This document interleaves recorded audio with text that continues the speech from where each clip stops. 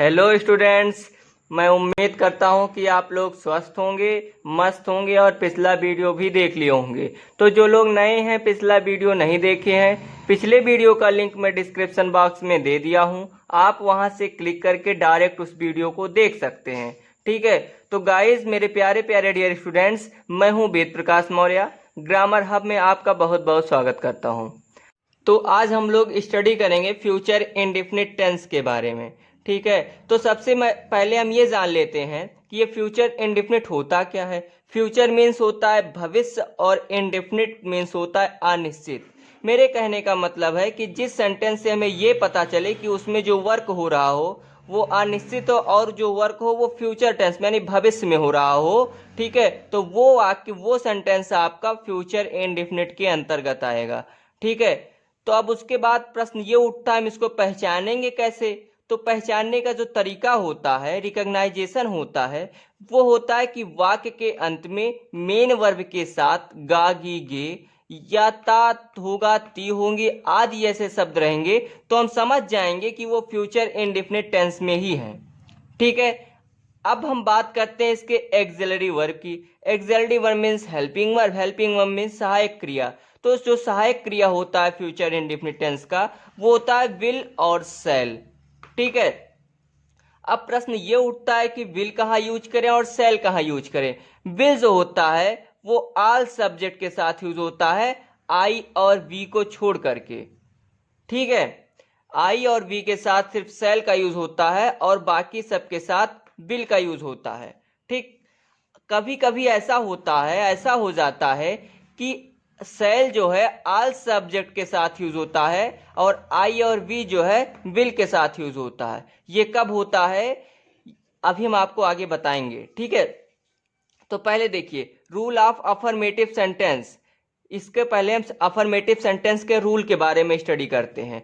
ठीक है, तो अफर्मेटिव सेंटेंस का जो रूल होता है ट्रांसलेट करने का, वो होता है सबसे पहले सब्जेक्ट, देन विल या सेल में से किसी एक का चुनाव करना रहता है। ठीक है, उसके बाद में मेन वर्ब का first form, then object, then other words. ठीक है, ये तो पता है विल शहर का चुनाव कैसे होगा। जैसे एग्जांपल देखिए, मैं तुम्हारे साथ वाराणसी जाऊंगा।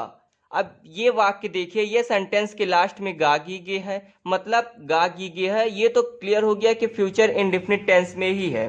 ठीक है, तो इसको जो ट्रांसलेट करने का जो मेथड है वो क्या है, सबसे पहले सब्जेक्ट आएगा, सब्जेक्ट आपका मैं की English I.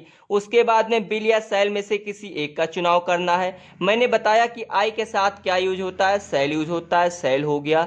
Then main verb का क्या होगा, फर्स्ट फॉर्म होगा।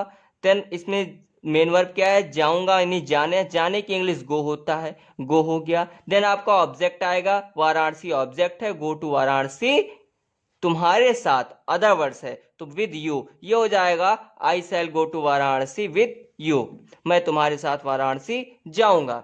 ठीक है, नेक्स्ट एग्जांपल देखिए, तुम वहां कल जाओगे, तुम वहां कल जाओगे। ठीक है, एक चीज हम आपको बता दें, ये जो कल की इंग्लिश होती है, अगर ये फ्यूचर टेंस में है तो टुमारो होता है, टुमारो लिखा जाता है। अगर यही कल, ठीक है, पास्ट टेंस में हो तो वहां जो है एस्टरडे लिखा जाता है।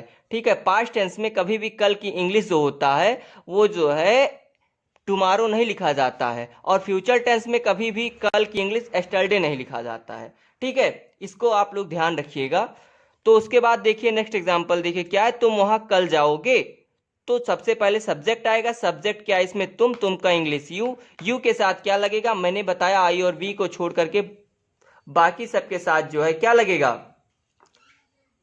आई और वी को छोड़ करके बाकी सबके साथ क्या लगेगा, विल लगेगा, विल हो गया। ठीक है, उसके बाद में मेन वर्ब के फर्स्ट फॉर्म के साथ आई फर्स्ट फॉर्म लगेगा, गो हो गया। फिर आपका वहां क्या ऑब्जेक्ट है, ऑब्जेक्ट हो गया देयर। वहां की इंग्लिश क्या होता है, देयर होता है ना, अगर यहाँ की इंग्लिश हेयर होता है और वहां की देयर होता है, देयर हो गया। उसके बाद में कल, कल की English tomorrow means you will go there tomorrow, तुम वहां कल जाओगे। ठीक है, ये तो हो गया जो है अफर्मेटिव सेंटेंस का रूल। अब देखिए, अब हम बात करते हैं इसके निगेटिव सेंटेंस की। ठीक है, निगेटिव सेंटेंस,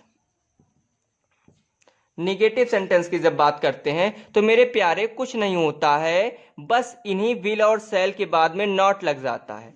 क्या लग जाता है? नॉट लग जाता है। ठीक है, जैसे मैं तुम्हारे साथ वाराणसी जाऊंगा, तो जब इसको हम निगेटिव में करेंगे तो ये क्या हो जाएगा? मैं तुम्हारे साथ वाराणसी नहीं जाऊंगा, नहीं वाराणसी जाऊंगा, मैं तुम्हारे साथ वाराणसी, मैंने गलत लगा दिया, वाराणसी नहीं जाऊंगा। ठीक है, वाराणसी नहीं जाऊंगा, तो ये क्या हो जाएगा? I shall go to Varanasi with you होगा। नहीं, मैंने क्या बताया कि अगर निगेटिव में है तो नॉट लगा देना है। ठीक है, अब नेक्स्ट एग्जांपल देखिए, तुम वहां कल नहीं जाओगे।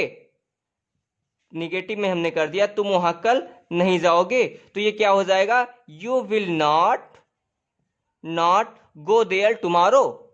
ठीक है, बस क्या करना है मेरे प्यारे, जो आपका एक्सिलरी वर्ब होता है उसके बाद में नॉट लगा देना है, बाकी सब कुछ वही रहेगा।